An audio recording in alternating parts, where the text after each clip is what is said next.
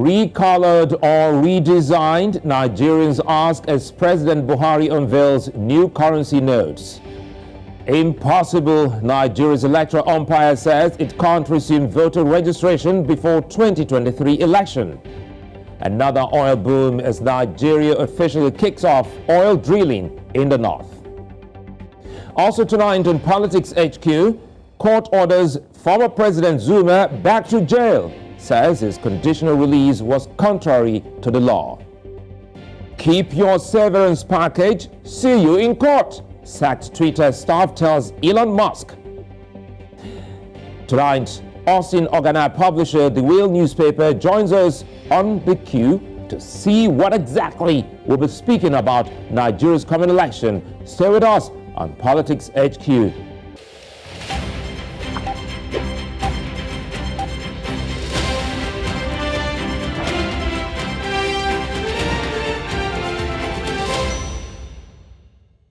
Welcome to Politics HQ. I'm Sulaiman. Now, campaigns for the 2023 election have seen presidential candidates speak to Nigerians.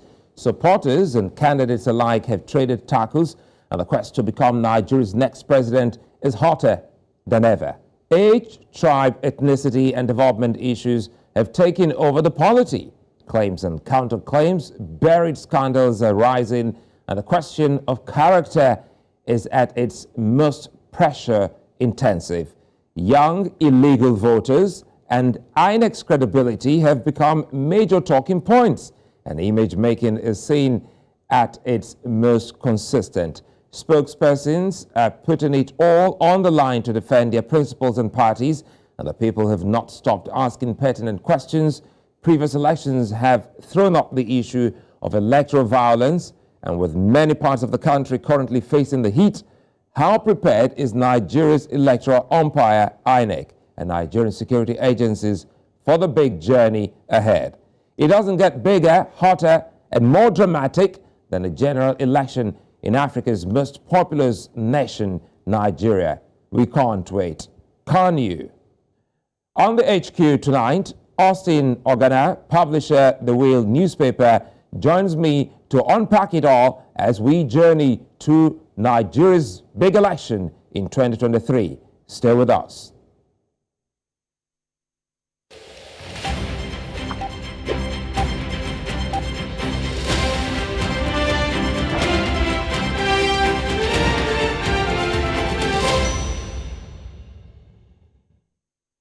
Welcome to Politics HQ here on News Central Television, broadcasting live to 54 African countries and beyond. And the big moment Nigerians and Africans are waiting for is almost upon the people, the big election. And of course, Austyn Ogannah, publisher, The Wheel newspaper, joins me live. Good to see you, Austyn, and thanks for your time as always. You've covered 5 major Nigerian elections since 1999 and counting, and this one you have described quite recently as something that people cannot even predict. Let's start from there. What's the reading of the election so far in Nigeria? Thank you again for having me on your show. Well, again, in the election season, it's still dicey. I mean, for the 3 major candidates, it depends on who you talk to. So you're looking at 3 major candidates? Yes, apparently. But it depends on who you talk to. Some would say there's a 4th candidate in the candidate of the NMPP, talking about Engineer Kwakwanso. Yeah, but I think it's a 3-man race, if you ask me, between the candidate of the ruling party, Bola Tinubu, Atiku Abubakar of the PDP, and Peter Obi of the Labour Party. If you ask me now, I think it's still a very tricky election. I think I want to give it till the first week in January to be able to make a decisive prediction. You know, first, people are asking how we got here. You know, once upon a time, it's always been a 2-horse race. And the only time Nigerians will remember that they had a 2-party system was during the military, civilian, you know, quasi regime of Ibrahim Babangida, when they had a Social Democratic Party and the National Republican Convention. But for the first time in a long time, you say what the projection is looking at could be a 3-horse race. Let us in on how it all started. First, we're looking at an ostensibly relative, it's always been there, but for the first time it's getting national attention, the Labour Party. The Labour Party, like you said, has always been there. I think we've had one governor, who decamped, I believe, from the PDP, from Ondo State. Mimiko. I think Mimiko was governor of the Labour Party. I think that's the best the Labour Party has done in terms of winning a major election. But this time it's different because you have a lot of, agitations, and a lot of people appear to be very unhappy with the current APC government and how it has managed the affairs of the country, and coupled with the NSAS movement, which, of course, if we remember, was a movement that went after the SARS, the special branch of the police force. So if you have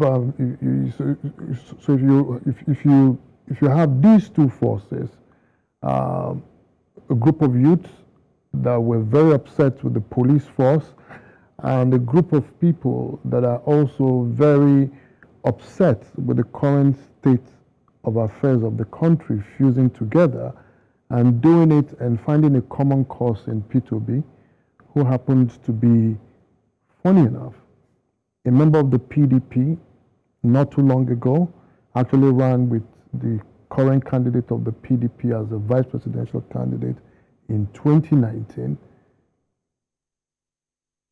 This is someone that they've suddenly all decided to fuse around and use as a movement to try to, give the establishment or the established parties a run for their money. But again, Austyn, how does it work? Because we've seen some aggrieved members of the PDP also joining forces with Peter Obi of the Labour Party. Yeah. Notably, former presidential spokesperson is right with him, Dr. Okukwe, Yeah. Okukwe, and a few others. Catch Ononuju is right there. And, love him or hate him, you've already thrown him in the equation, looking like a 3-horse race. But you said it just also might look like a 4-man election, Yes. talking about Dr. Kwankwaso, again, who was formerly member of the PDP. So is it safe to say that with the PDP Institute, they've been able to populate all political parties in the country at the moment? I like to go back to the SDP and the NRC days. There's basically no actor today, political actor today, that was neither a member of the PDP or NRC. It's the way our politics is structured, because our political parties are not really based on ideologies. You just have people that join these parties as a vehicle to win elections. So the same has been transported into the two major political parties. When this dispensation started, we had about 4 major political parties, I believe, including I think it's the APP. But, over time, because PDP dominated politics and power at the national level, a lot of them left these parties and were very attracted to the PDP. But with the journey so far, what we've seen is a situation where, interestingly, you've had smaller parties that have now fused into what we have as the ruling party today. And today, APC is the dominant party in the country, controlling about 22 states.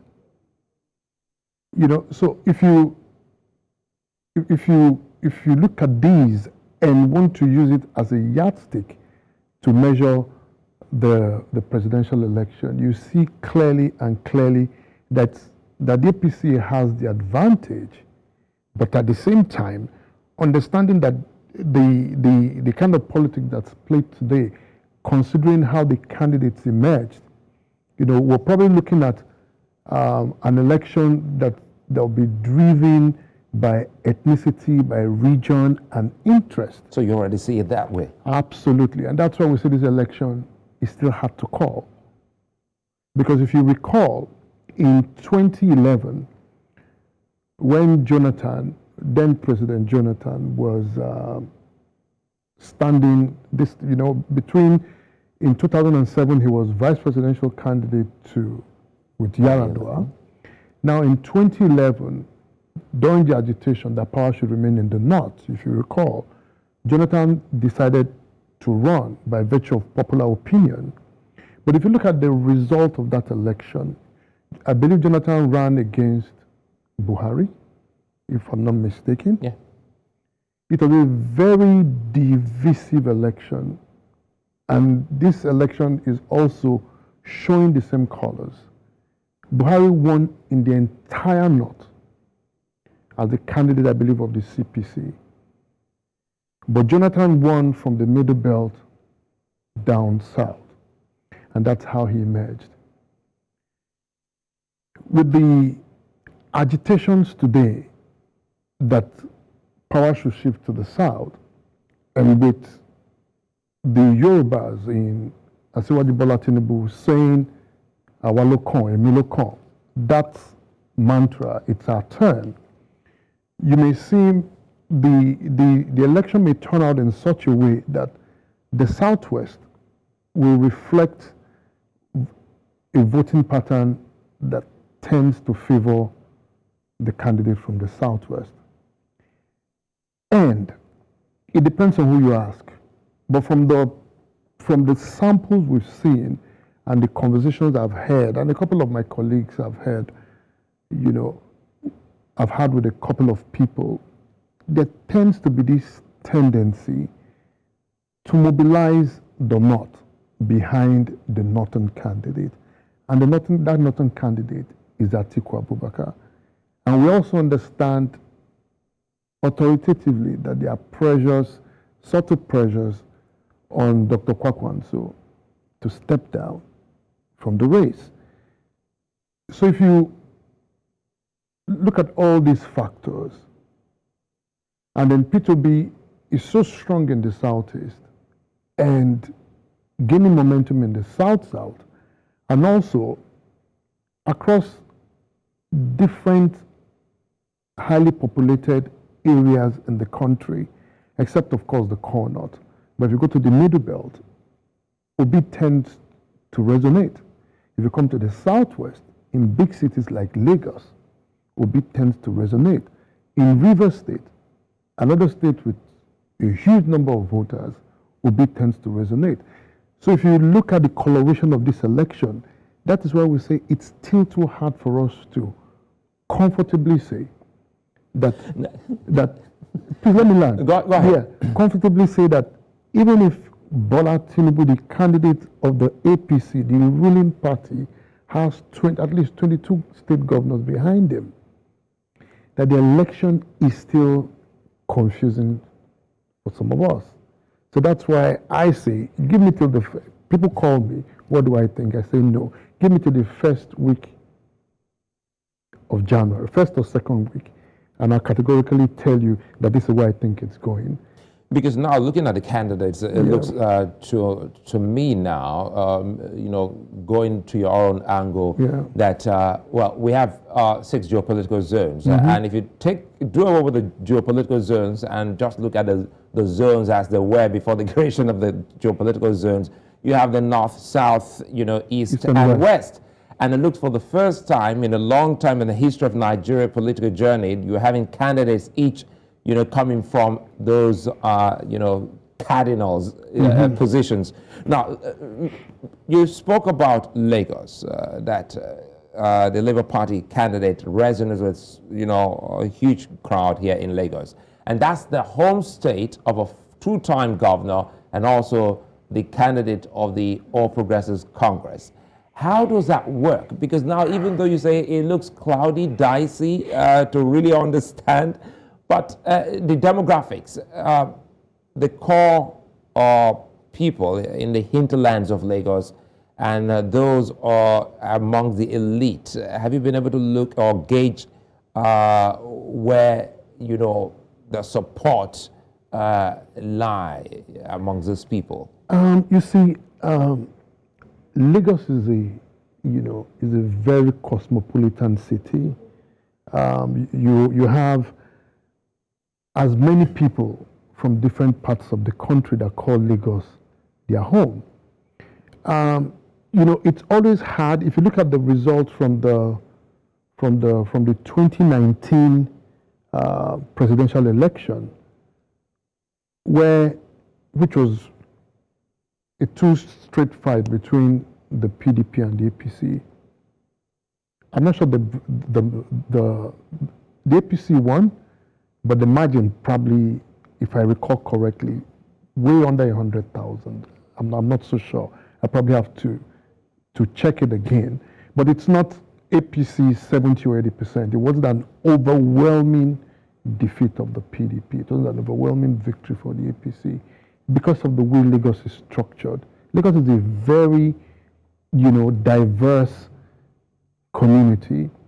It depends on where you go. There are some parts of Lagos that are dominated by the Igbos. There are some parts of Lagos that are dominated by the Yorubas. And then there are some parts of Lagos that are shared by, different tribes and what have you. So that's why it's always so hard, in an election where you have ethnicity at play. It's always so hard in an election where you have ethnicity at play that one party will dominate it. It's hard. But if you look at the election of Goodluck Jonathan in 2011, the PDP did well in Lagos because the leaders of the APC decided, ACN then decided to abandon its own candidate in the race, Nuhu Ribadu, and give their support to Jonathan. And that's how come Jonathan the PDP did well in Lagos. So it's always tricky. So for every elections cycle, Lagos, gives you a different vibe. And I think this time around, because of the B factor, the Labour Party factor, if Peter Obi was not in the race, APC would easily have taken Lagos by 75%. But because Peter Obi is in the race, it gives it a different dynamics. And in my own reading, I actually think that APC will come first in Lagos with a marginal victory, and probably Peter Obi will come second, even behind Atiku in Lagos, if we're not careful. Because the truth is, most people don't seem to know this.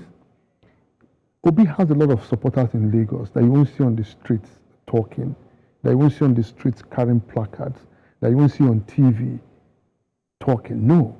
Obi has a lot of people that I call closet supporters that are just waiting for election day to go and vote. It's quite an interesting one we're having here, because every time, sometimes, I need to dig deep and uncover. I bring you on because of your professionalism. Now let's poke you a bit here. And some of the key concerns of politicians and non-politicians alike has to do with what I have chosen to term partisan media. Now, as you run around, let's bring it to our own, doorsteps, talking about media. I spoke with Dele Alake, who is a media advisor to the APC candidate, on the show. He wasn't too excited about the activities of some media organizations. And back and forth, we've seen, the APC and some other political parties speak of what they think of some of the media. Now, are you also getting that reading that for the first time we're getting to see some audacious partisanship within some media organizations. You see, I completely agree with you, and this is actually making it difficult to have debate. So that is also affecting a debate. Yes, this is what is affecting, the presidential debate, because media personnel or media aides that are managing these presidential candidates don't want to expose the candidates to environments that they consider hostile. I'll give you an instance. Say, for instance, I'm not saying it is, Channels TV is known to support, say, Peter Obi. And everybody knows that. Or your TV station, News Central. I'm not saying you are, but it's assumed that maybe you're in support of the APC candidate. It's making it difficult for the PDP candidate to come to your show, because there's this suspicion that he's going to walk into a trap. And this is what has been affecting the smooth running of the presidential debates. If you recall, before in our elections, by now we would have had at least 2 or 3 debates, robust debate, but we're not having them because of this back and forth, because of the partisanship of the core media broadcasting channels in Nigeria. So it is a problem. And, I think it started from the last election, but it's getting worse. And I think it destroys, maybe destruction is too hard a word to use, but I think, it taints the democratic process, because the media is supposed to be neutral, at least, tend to be neutral. Give every party, anyone that aspires for office, a comfortable platform to air their views. But again, there must be a way out, Austyn, and the way out could be having an independent body, come together in collaboration with the broadcasters now that will beam this debate, but you have an independent, a debate committee that is, yes. Because if every station decides to say, I'm asking to come for a debate, station A is asking for a debate, B is asking for a debate. Because most of these debates, are being put together for, in quote, for self-interest. For self-interest. So if a media handler of one of the presidential candidates does not feel that his principal, is ready to take on the onslaught, or does not feel confident that the principal will be given a fair time on a particular debate being organized by a private station, then it becomes a problem. Because in this round of elections, what we've had, even with the town halls, they've been chaotic, because everyone is going there with a little bit of suspicion. Some of the organizers are changing the rules in the middle of the game. So when you do things like this, what you do is you just, make it difficult for Nigerians to really, hear from these candidates, where they take tough questions. But again, how important is debate? Oh, absolutely. Some people have argued that Nigerians don't care about debate, that it's only elites that care about debates. I say it's not true, because elites are the ones that influence what the other people that they call peasants do. They look at the elites to say, okay, where are they going? Because elites are looked upon today as those that know what's up, that those that, can point people to where they should go to. So I can't just stop wanting to hear from the candidates, because the more they talk, the more they go off script, and the more you actually, know what they are thinking, know their mindset, know where they want to, take the country to. Because if they keep coming out scripted and scripted and scripted, then we're just wasting our time. But when you subject them to a debate or an engagement where they are asked questions off script, and then they tell us what they think about Nigeria and where Nigeria, where they see Nigeria of tomorrow or how they think the country should be run, it gives us, a peep into their mindset. And these are the things that voters want, because we don't want to keep making these same mistakes over and over again. Talking about mistakes, NPDP, now G5, it looks like deja vu. I had a conversation with someone last week. I think PDP is making another mistake, another major mistake. The same mistake it made in 2015. The same mistake it made towards the 2015 election. That was when they had the NPDP. Yeah. Look, for whatever it's worth, when you're going into an election, you add, you don't subtract. There is not in an election where every vote, every structure counts. You're going to an election that, if care is not taken, you're probably looking at 1 million or 2 million vote difference at the end of the day. Some of us are actually saying there may actually be a runoff. And then you watch 5 aggrieved governors of yours, tear down the party on national television, and you're not doing anything about it. If the PDP going into this election, I think if I'm not mistaken, 12, 13 states, and then you have 5 aggrieved governors, and you're going into a battle with the ruling party that has 22, 23 state governors. It's no longer, an even fight anymore, because going into the battle, you were at a huge disadvantage.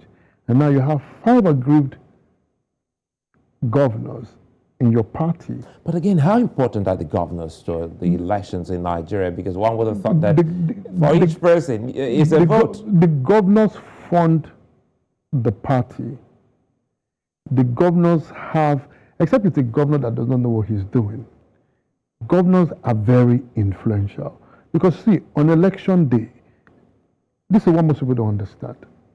Every man to your own polling unit, to your own local government.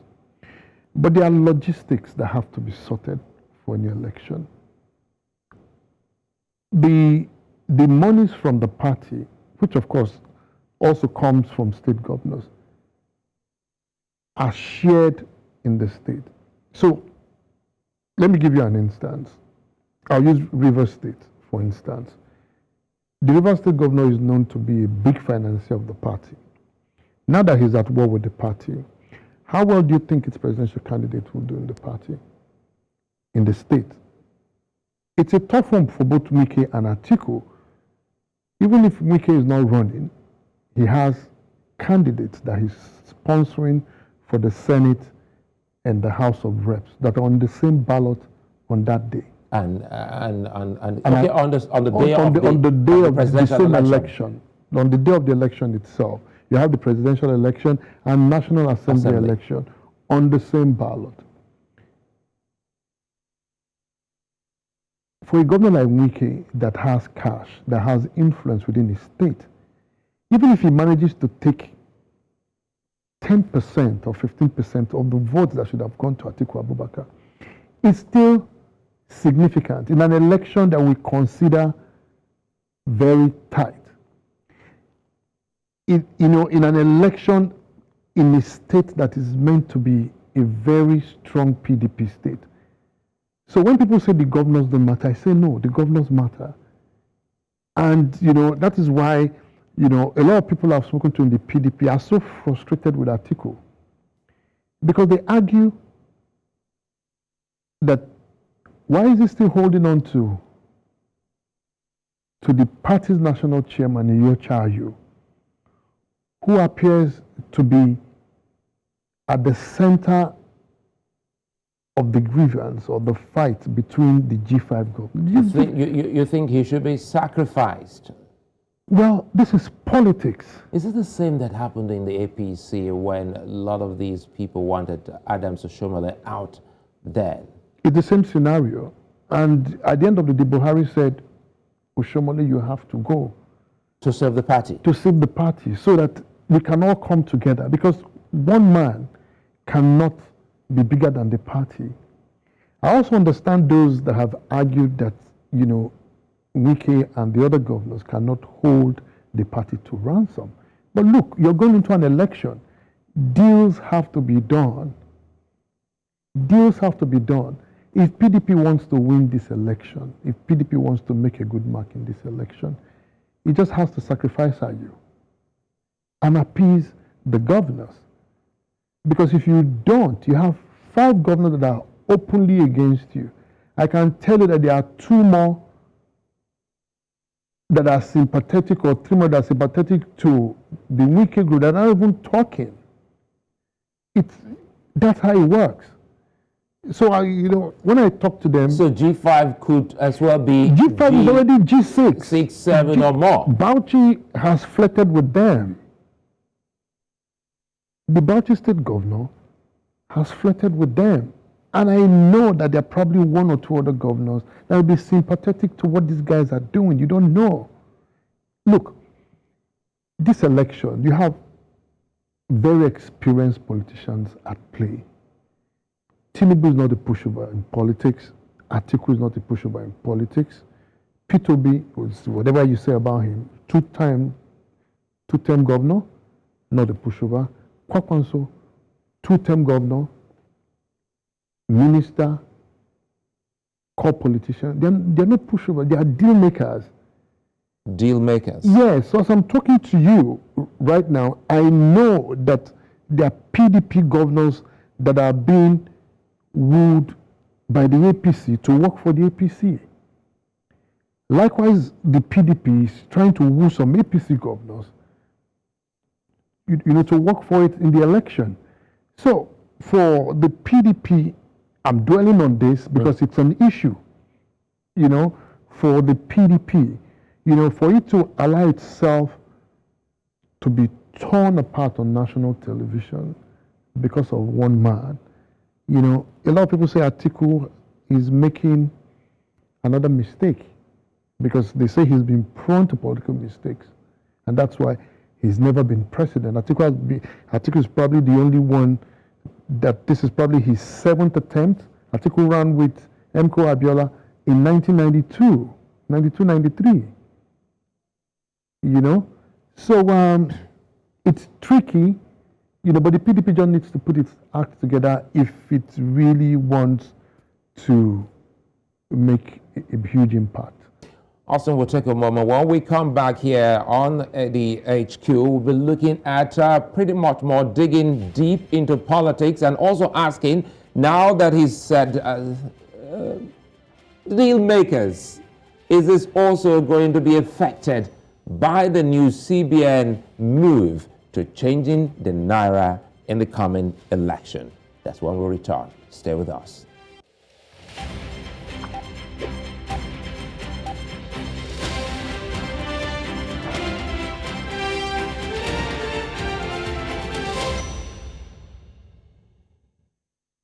Well, it's a home run here on Politics HQ on News Central Television, and my guest has been Austyn Ogannah, publisher of the Wheel newspapers, and he's been giving insights and the backstory leading up to Nigeria's 2023 elections, and he's also spoken about the deal breaker. Austyn, thanks again for your time. Quickly now, now we're talking about the deal breaker. I wanted us to put this in quickly. The CBN is changing, some Naira notes. And for some reasons that some are still trying to put their fingers on, the Naira seem to be doing well, and there seem to be this panic, and some think that some politicians are in dire straits because perhaps they have been storing away some huge cash to fuel this election. Absolutely, and you can tell from the, from the rapid move in the black market, in the black foreign exchange market, that that some politicians have actually stockpiled cash for this election. This is a fact, and this is what they've always done in previous elections to, they call it provide logistics for elections, but what they actually do is buy elections. So with this move by the CBN, which many of us think is a masterstroke, the politicians have been thrown into, into chaos.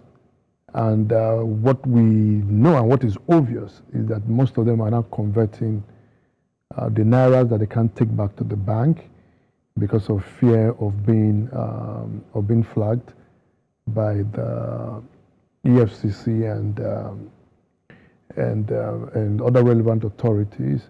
These monies are now pursuing the dollars in the foreign exchange market, and that's why you've had the crazy spikes, in the rates since the policy was announced. But that said, this election, I think, will be one of the freest and fairest election because of what INEC has done. INEC is insisting that it is doing away with its incident form, which used to be a major catalyst for rigging. So today, if you go to your polling unit and you don't have your voter's card that tallies with your biometrics, you will not be allowed to vote.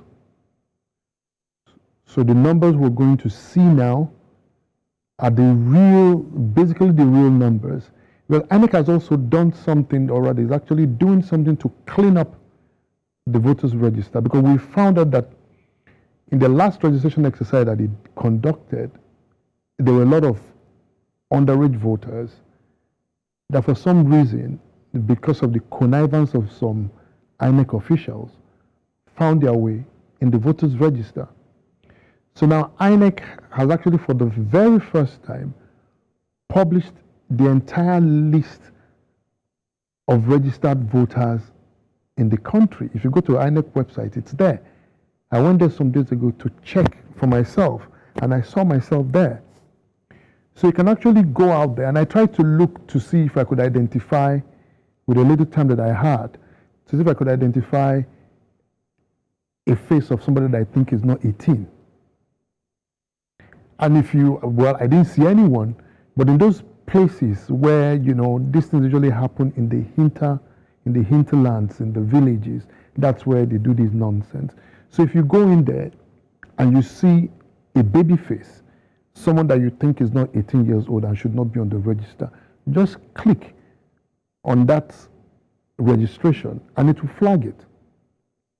So that's what's been happening, yes. Because INEC came up with a release and it's saying that, look, we've been able to uncover X amount of, underage voters. Yes, so people have been helping INEC. All you just have to do is just look and say, this face is obviously someone that is 6 or 7, 8 years old. Double check. Just click on it and it will flag it for INEC.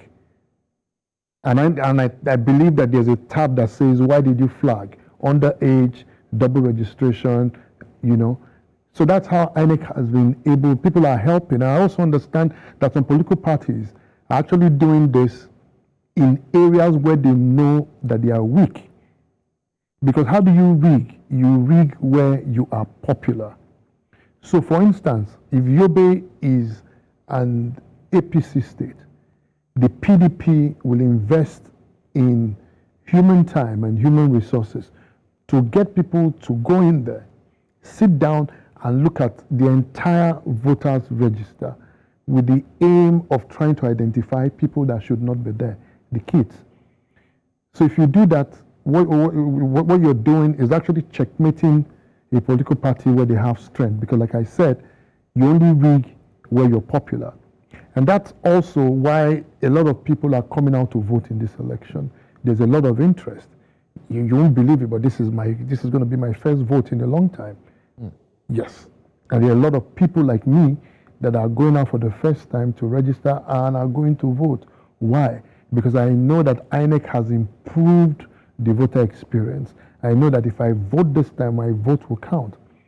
Because what you now have, what you have in the next election is that votes will be won at the polling unit. So it is so to protect whatever you do, take that result, make sure that result from the polling unit is what is uploaded and sent. Now let's tie this to electoral violence, because it's one of the fears of Nigerians and even Africans. They don't want to go out because you're scared and you're worried. And you're saying that this could be one of Nigeria's fairest and freest elections. But where does electoral violence come in here? You see, there's been an upscale in electoral violence, which, you know, a lot of us have spoken about. Even my newspaper has done a cover story on it. It's scary because the political class now know that the only way you can win is not by rigging, but by making sure that people don't come out to vote. You still fear? Yes. You know, so that psyche, you know, is beginning, you know, the human mind, you know, the way God created us, you know, works on instinct. People now know that, look, the only way you can rig, there are two ways to rig this election. Is either you buy someone's vote to say, hey, look, take 1,000 Naira, go and vote for me. Take a picture of your ballot paper after voting. Come and show me that you voted for my candidate, and I'll give you the balance. That's one way they rig. The second way they're going to try to rig this election is to make sure that people don't vote. Is to, you know, instill fear in areas where you think that your candidate is weak, so that people don't really come out to vote. And, you know, and I like the response that, and the reaction from the government, because it appears that security agencies now understand that this is going to be a challenge. And I like, you know, how they're now coming together to speak, train, and address this problem. Because for you to rig in an election successfully, you need to have INEC first. You need to have security working with you. And then, of course, you need to have money. So if you have a police or the security system that are really serious about making sure that electoral violence has no play in this election, then would have gone a long way to assure the people that, look, you can come out to vote. Because the truth is, people are eager to vote. This is one, in fact, this election reminds me of when Jonathan was elected in 2011, and when MKO was elected. The same, you know, the same build-up, the same interest, you know, from people, you know, that want to, you know, either hold the current government accountable or, you know, bring in another government. Holding government to account now, it takes us to spokespersons of these candidates, and we've been seeing the back and forth of spokespersons, you know, attacking personalities and leaving out the big issues. Some of which the NBS, Nigeria Bureau of Statistics, has just released, saying that 133 million Nigerians out of the 200 million Nigerians are poor. And many are saying that perhaps that should have been some of the talking points you should be putting, not talking about the media, we should be putting before the candidates. But it looks like the candidates... We're not even seeing the candidates to talk to. Absolutely. Because so what's going on? It's the media. The media has apparently become... We talked about it. So it goes back to what I call partisan media? Yeah, so it's still a problem. Look, the media needs, especially the broadcast media needs to chill. They need to allow Nigerians engage the candidates. And, you know, it will be very disappointing And I think it happened in 2015 and 2019. I don't think President Buhari stood in the debates. I don't think so. I don't think he did. And when you sow seeds like this, it begins to grow. That in another 8 years, we won't be talking about presidential debates in this country, because one person has done it and gotten away with it, got elected with it. Another person will say, oh, after all, candidate A did not go to any debate and won. So why am I wasting my time going to debate? So these are the issues. I always believe that we should always look at the larger picture. We should always do things, not because it favors us today. We should always do things based on, what favors the common good. So the broadcast media needs to chill. Their proprietors or their owners need to stay out of this, and let's chew the candidate. Let's bring the candidates on. Let's ask them tough questions, and then let's watch them give us answers off script. That will give us an idea of their mindset, where they want to take the country to, and allow the voters vote accordingly. But when you manage a conversation process, you're just cheating the Nigerian people, which ought not to be in the first place.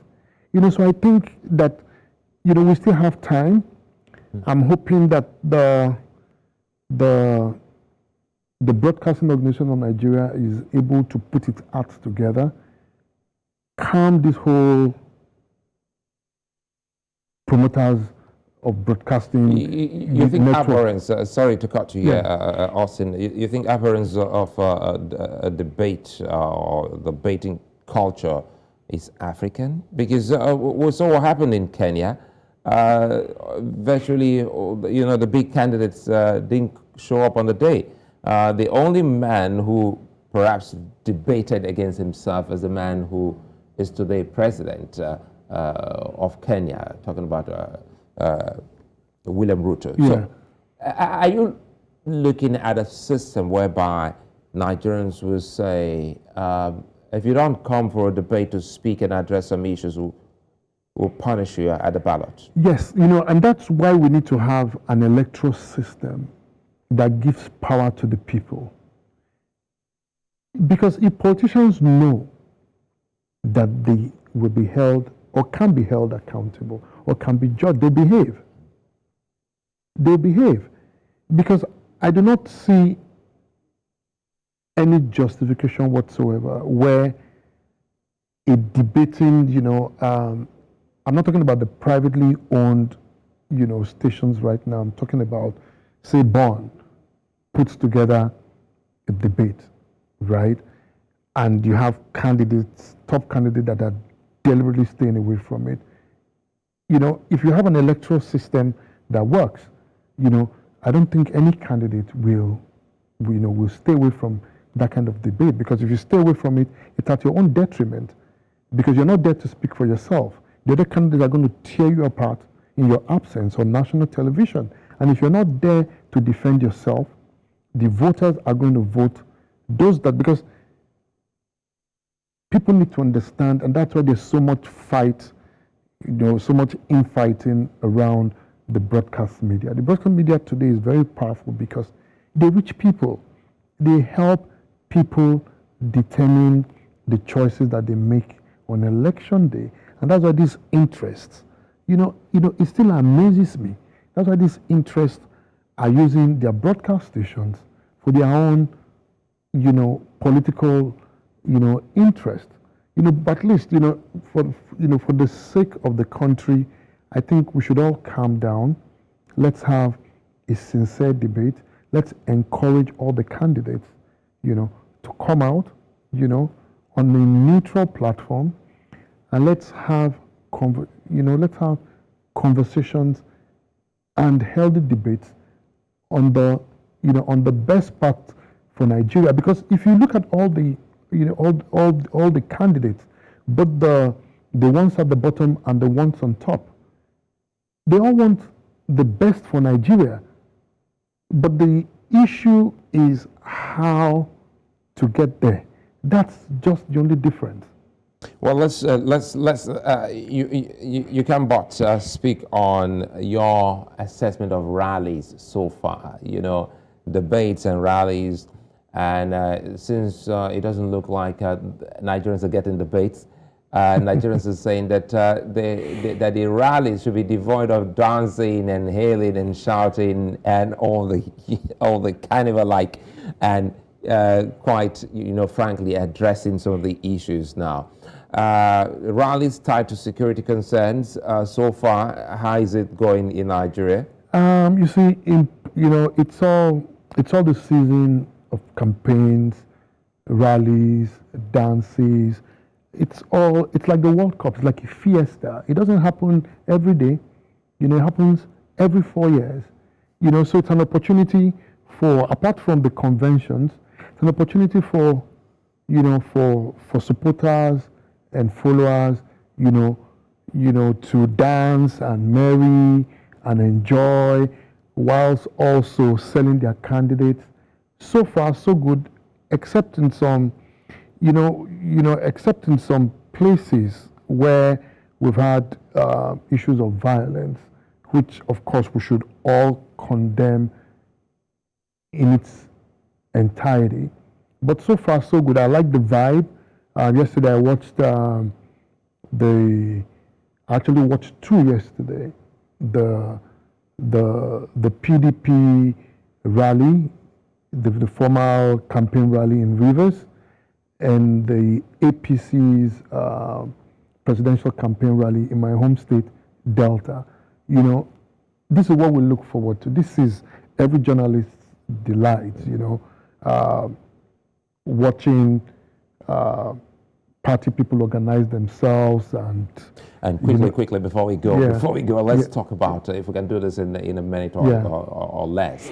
Looking at your home state, there was crisis, especially leading up to the emergence of the PDP candidate. Yeah. Now, the presidential election and National Assembly will come first before the state. Yeah. So what's the reading? Is there any early reading coming from Delta State? Yeah, you see, I tell people, this is what I know. I tell people that in Delta, whatever happens in the presidential election will play a big role in what happens in Delta's governorship election. If you look at how the dynamics, the infighting within the PDP itself, and how the current candidate emerged, you still find out that that despite the Supreme Court pronouncement on Sheriff Oborowere, being the candidate of the PDP, that there are still some elements in the PDP that are not happy.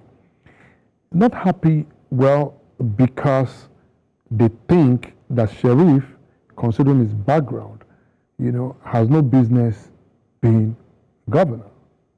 Some have argued that, but Sheriff, despite these baggages, is still a grassroots person. Politics is about grassroots and what have you.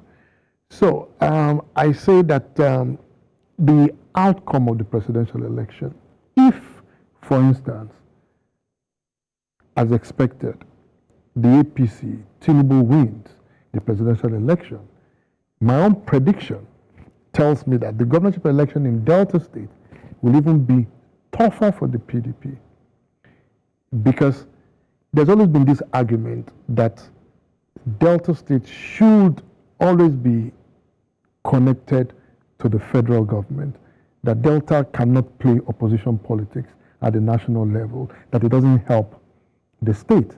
Now, when you look at a situation where Bola Tinubu is running with Shetima, of course, who's from the north, but he's married to a Delta woman. And that's one of the things a lot of people don't know. Yes. Remi Tinubu, she's an Ichekiri woman. She's from the Warri axis. And we've always known that Delta has always wanted to key into the center. Look, how did Delta State got created? Because of Miriam Babangida. And Asaba became the capital because of Miriam. So, you know, that's why I'm just hoping that someday you will come back to the HQ, because there are a lot of things for us to discuss. And we'll also look at the place of women in politics. And now you're dropping two big women as our pattern shot. I'd like to thank you very much for being such a nice company, Austyn Ogannah, publisher, The Wheel newspapers. Thank you very much. Well, that's it on the HQ. The Cut comes up next.